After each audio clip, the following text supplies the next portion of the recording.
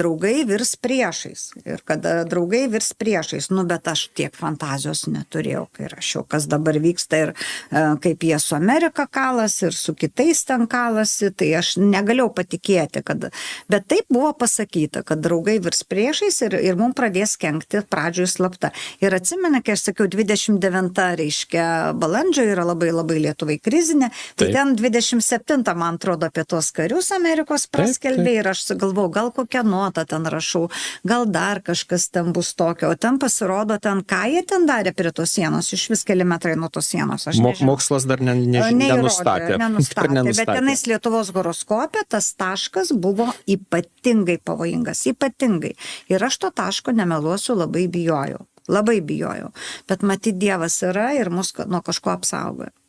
Nes jūs supraskite, astrologai tu matai daugiau, o mes taigi, nematom išoriškai, nes yra, neviešinama, mes matom tik įstatymą kokį tokį žiaurų mūsų atžvilgių priima, o kas tenais užkulėsiuose vyksta Lietuvos nenaudai, mes tai to nematom. Tai vat apie užkulėsius. Platonas perėjo vandenio ženklą.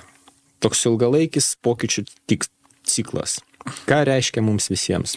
Lietuvai tai yra tikrai labai liūdesys, nes vandenis yra mums nedraugiška šalis, visiems žinoma. Ir Uranas visada, kai būdavo tokioj padėty, ta šalis labai plėsdavosi. Ir mes pirmą kartą okupuoti buvom būtent prieš 200 kažkiek tai metų, 60 atrodo, kai jis paskutinį kartą buvo tokioj padėty.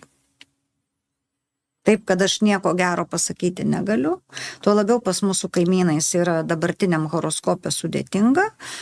Kaimynas yra vandenis, reiškia planetos įsidėsčiusios ypatingai jam palankiai. Ir dabar netgi, jeigu taip įmant, planetos išsidėsto į karas į pabaigą. Sankcijos jiems jau nuimamos, taip? Amerika apsikabinusi bučiuojasi kaip Brežnevas su kitais politiniais, gal ne taip. Ten visi bučiuojasi, visi geri, visi džiūgauja. Bent jau ranką prie širdies pridėję sveikinasi. Apie ką šneka, o tai jau atsiprašau, tai vis tiek kažką reiškia. Ir matosi, kad tos šalies padėtis gerėjanti yra, kaip bebūtų. Tai yra liūdna, bet faktas.